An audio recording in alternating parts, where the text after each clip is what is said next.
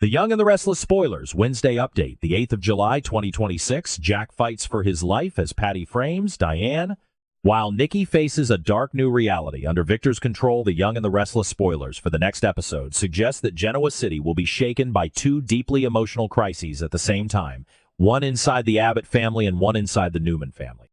On one side of town, Jack Abbott will be fighting for his life after Patty Williams' brutal attack, and Diane Jenkins Abbott will find herself trapped in a nightmare that keeps getting worse.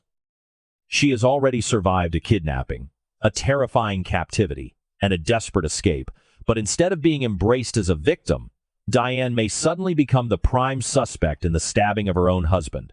On the other side, Nikki Newman will finally be discharged from the hospital, but her release will not feel like freedom. Instead, it may mark the beginning of a painful new chapter, one in which Nikki must face the possibility that her blindness is not a temporary inconvenience, but a life-altering condition. Victor Newman, never one to stand by helplessly when someone he loves is suffering, will make a bold decision about Nikki's recovery, but his need to control the situation may create new tension between them. Meanwhile, Detective Matt Burrow will step into one of the most complicated investigations Genoa City has seen in a long time, and Ashley Abbott will rush back home as the Abbott family crisis grows darker by the hour. The most immediate and terrifying question concerns Jack Abbott's fate. After being stabbed by Patty in the Abbott dining room, Jack will be rushed to the hospital for emergency treatment, and the situation will likely be touch and go for a while. Jack is not an ordinary victim in Genoa City. He is a central figure in the Abbott family, a man whose survival carries emotional, legal, and even corporate consequences. If Jack dies, the Abbott family will be shattered.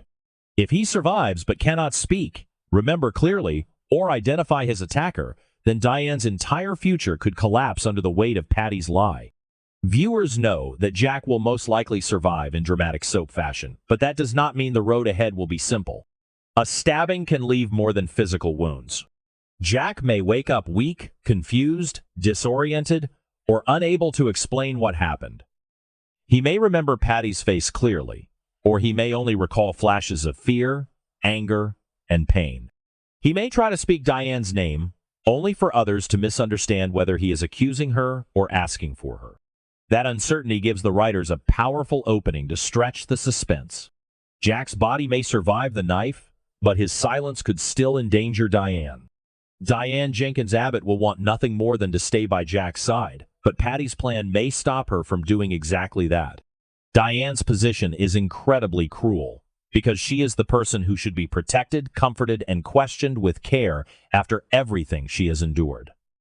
She was kidnapped, held in a remote location, forced to rely on her own courage and Kyle's rescue attempt, and then thrown directly into a scene of blood and chaos.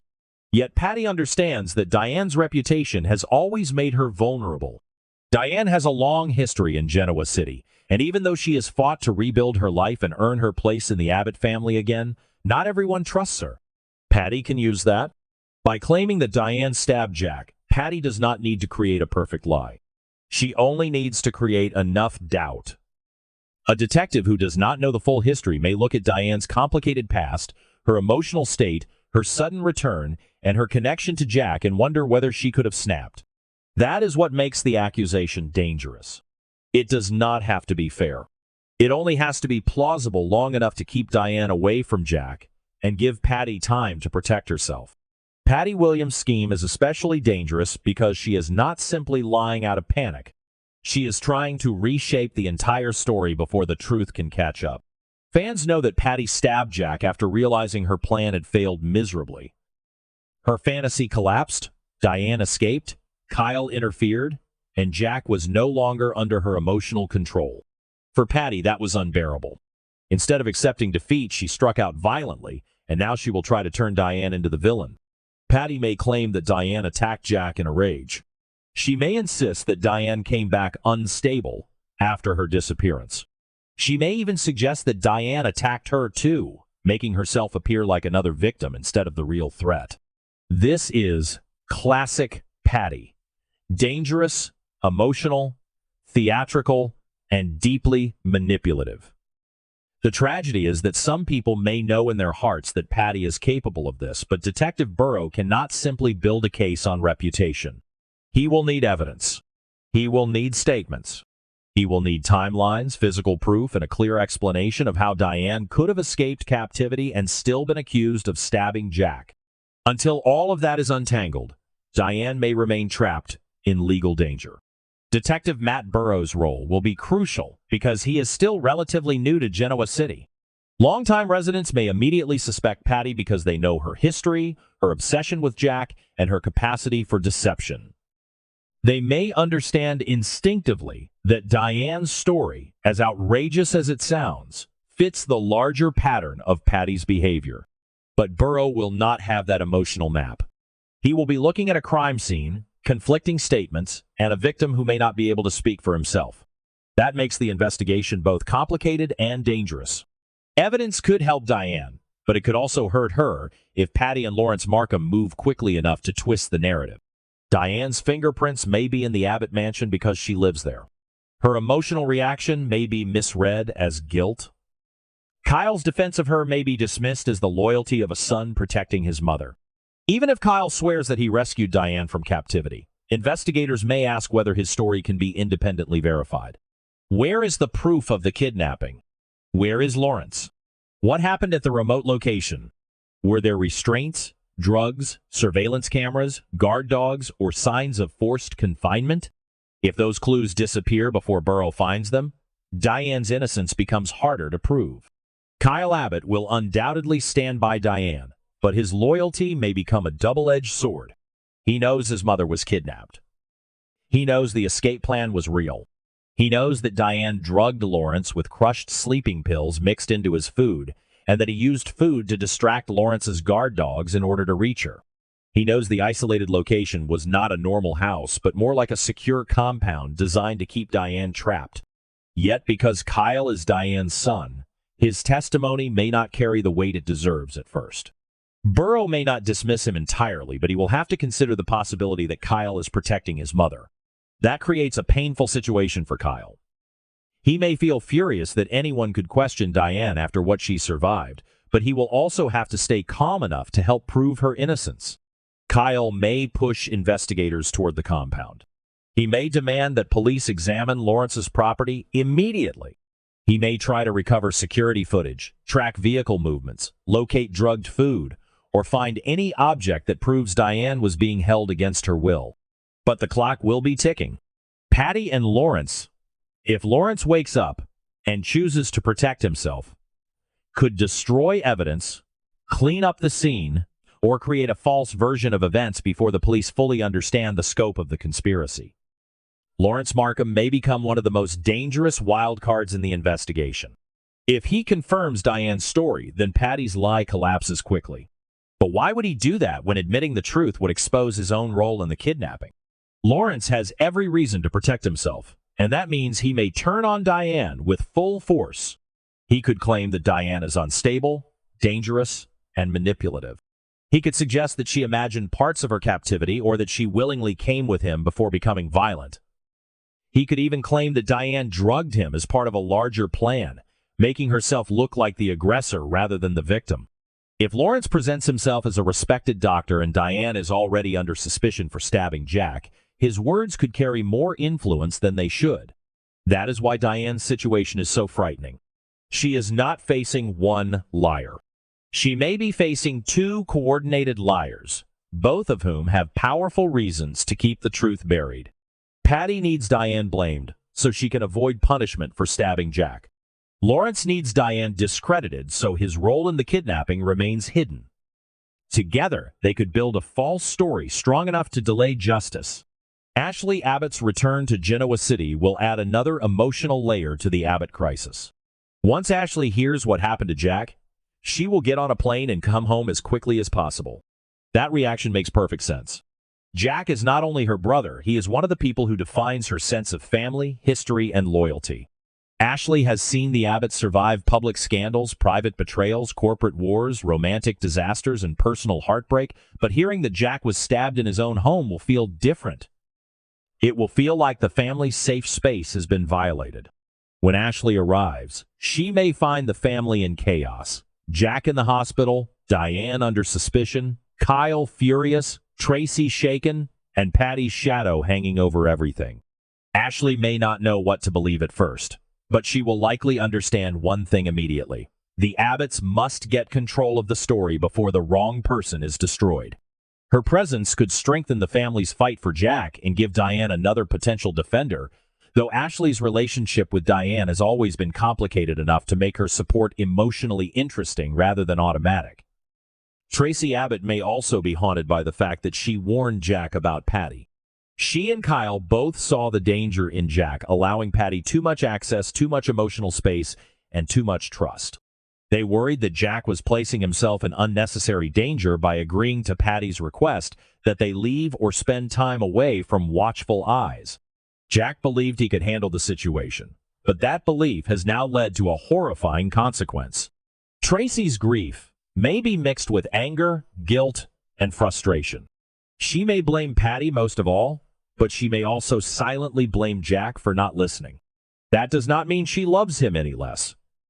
In fact, it makes the emotional conflict more powerful.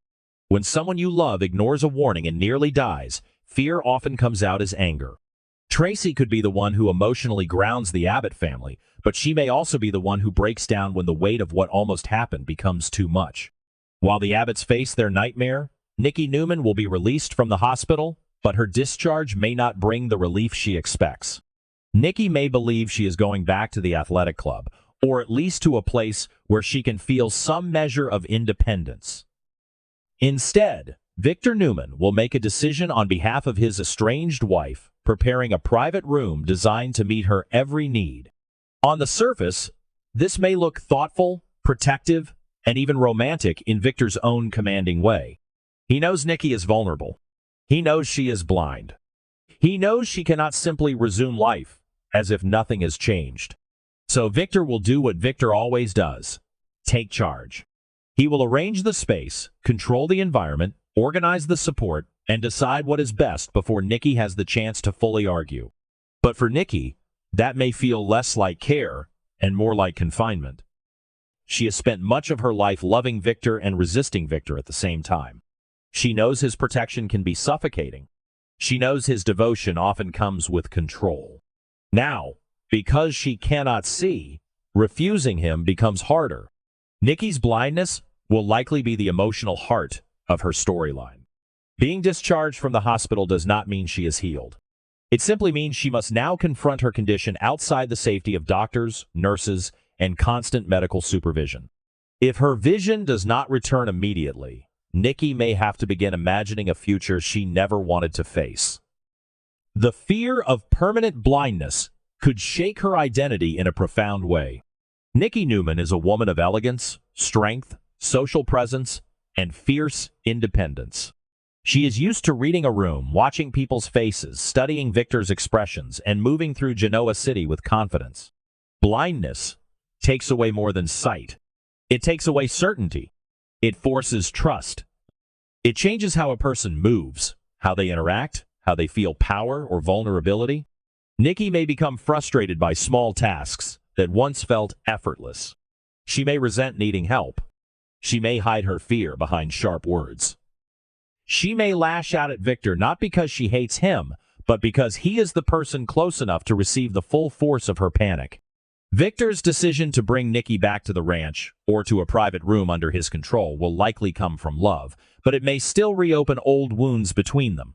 Victor may insist that Nikki belongs where she can be protected. Nikki may argue that she is not a prisoner, and that blindness does not give him the right to make decisions for her. He may remind her that she is vulnerable and needs care. She may remind him that she has survived more than most people could imagine and does not need to be managed like a helpless woman. That conflict could be both tender and explosive. Victor is at his most compelling when he is trying to protect someone he loves, but cannot separate protection from possession. Nikki is at her most compelling when she is vulnerable but refuses to surrender her dignity. Their scenes could carry a powerful emotional charge, especially because they are estranged. Victor may see Nikki's condition as a reason to close the distance between them, while Nikki may fear that accepting his help will pull her back into a dynamic where he controls everything. There is also an intriguing possibility that Nikki's blindness could sharpen her other instincts. In real life, the idea that losing one sense automatically creates superhuman abilities in the others is often exaggerated, but daytime drama may explore it in a symbolic and emotional way. Nikki may begin to hear things others miss. She may detect hesitation in someone's voice, footsteps outside a door, the tension in a room, or a lie hidden beneath polite words. Without sight, Nikki may become more dependent on sound, touch, memory, and intuition. That could give her storyline a surprising twist. While others assume she is weaker, Nikki may begin noticing truths they overlook. She could become emotionally sharper, more sensitive to Victor's moods, or more aware of secrets unfolding around her. If a dangerous conversation happens near her, someone may assume she cannot understand the full situation because she cannot see it, only for Nikki to piece together more than anyone expects. This would allow the writers to turn her vulnerability into a different kind of strength without pretending her condition is easy. The contrast between Nikki's storyline and Jack's storyline is striking. Jack is physically wounded and may be unable to speak the truth that could save Diane. Nikki is physically released from the hospital but trapped inside a new reality where she cannot see the world around her. Jack's silence could allow a lie to grow. Nikki's blindness could force her to listen more carefully than ever. Both characters are powerful figures who suddenly find themselves dependent on others. Jack needs doctors, family, and time. Nikki needs support, patience, and a chance to regain control of her own life. Both crises also place their families under stress. The Abbotts must rally around Jack while trying to protect Diane from Patty's false accusation. The Newmans must navigate Nikki's recovery while Victor's bold choices threaten to blur the line between love and domination. As the episode unfolds, Detective Burrow's investigation will likely begin with difficult questions. Who had access to Jack? Who was present at the mansion? When did Diane return? Where was Patty when the stabbing occurred? What did Kyle see? What can be proven about the kidnapping? What role did Lawrence play? These questions will shape Diane's immediate future. If Burrow focuses too narrowly on Diane, Patty may gain the advantage. If he follows the inconsistencies, he may begin to see that the case is much larger than one domestic attack. Patty's accusation may appear simple at first, but the truth is anything but simple. A kidnapping, a drug doctor, guard dogs, a remote compound, an obsessed woman, a stabbed patriarch, and a falsely accused wife, all point to a conspiracy that cannot be solved with a quick arrest. Burrow may be new to Genoa City, but this case could quickly teach him that nothing in this town is ever as straightforward as it looks. The next chapter of The Young and the Restless is therefore positioned to deliver high emotional stakes, legal suspense, and family drama all at once. Jack's life hangs in the balance. Diane's freedom may depend on evidence that could vanish before anyone secures it. Patty's lie could keep her one step ahead of justice. Lawrence may become either the weak link or the second wall blocking the truth. Kyle will fight for his mother with everything he has, but his connection to Diane may make others question his word. Ashley's return will raise the emotional temperature inside the Abbott family, and Tracy's warnings may echo painfully through every hospital scene. Meanwhile, Nikki's release from the hospital will not be the peaceful homecoming she may have imagined. Instead, she will enter a new battle for independence, dignity, and control, with Victor standing beside her in the only way he knows how, fiercely, protectively, and perhaps too forcefully. By the end of the episode, viewers may be left with several urgent questions. Will Jack wake up in time to clear Diane's name? Will Detective Burrow see through Patty's performance before Diane is arrested? Will Lawrence betray Patty to save himself, or will he help frame Diane more aggressively? Will Ashley's return unite the Abbotts, or intensify old tensions? Will Nikki accept Victor's help, or will his bold decision push her further away? And most importantly, will Nikki's blindness become a prison, or will it awaken a new strength inside her that no one sees coming? In Genoa City, every crisis has a second layer. Every act of love can become a power struggle. And every lie has the potential to ruin an innocent person before the truth finally comes out. Jack may be fighting for his life, Diane may be fighting for her freedom, and Nikki may be fighting for a future she can no longer see. But all three stories are moving toward the same dramatic truth. Survival is only the beginning, and the real battle begins after the hospital doors open.